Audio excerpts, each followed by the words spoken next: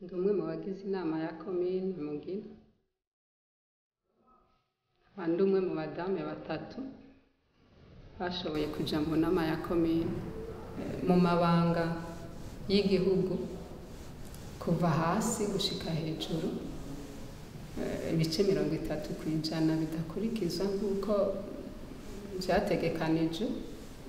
Iyo tubonye ko bitariko biragenda neza rero turagerageza tukabivuga mu nama za komine, hamwe rimwe ukabona ko bavyirengagiza ntibadushira mu nzego nk'uko bikwiye, ivyo tukabona ko ari intambamyi. Hanyuma iyo izo ngorane zo mu ngo nazo iyo tumaze kuzivuga baragerageza kudufasha guhanura. Hari n'igihe mugabo ubona yuko abagabo kenshi umenga boshigikirana kugira ngo umukenyezi ntagire ku cifuzo ciwe.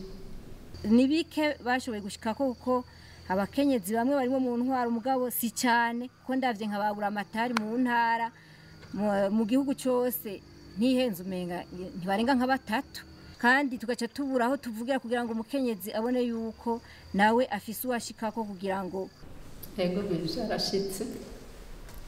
byarashitse aho jewe nyene muri komine Mugina twari dufise umushefu de zone umwe mu mazone 5. Uwo mudame baramukuye, kubwanje nashaka ko bamukura agaca asubirizwa n'umudame n'imiburiburi, mugabo bamukuye baciye bashiraho umugabo. Naravugije induru, ndavuza induru nyinshi cyane, ndavuza induru biranga ntivyumvikana. Gushikana n'uyu munsi turasaba mugabo ntibikunda. Muri ayo mazone 5 n'uyu munsi nta mudama arimo.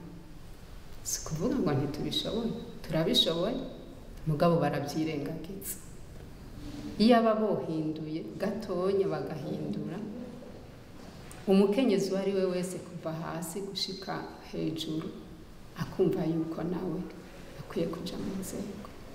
Ku ruhande rwa leta je mbona umwitwarariko uriho, mugabo rero naho uriho biracumbagira, ntibishigwa mu ngiro nk'uko biba vyavuzwe.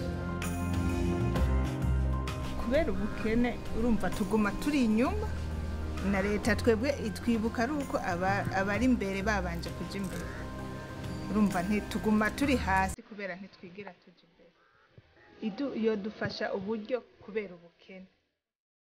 Egome musanzwe leta iravyumviriza, ariko naganda kuvuga ko kuvyumviriza ni kimwe, ariko kubishira mu ngiro ni kindi. Kutwumviriza yatwumviriza, ariko tukarindira kubishira mu ngiro tukabura.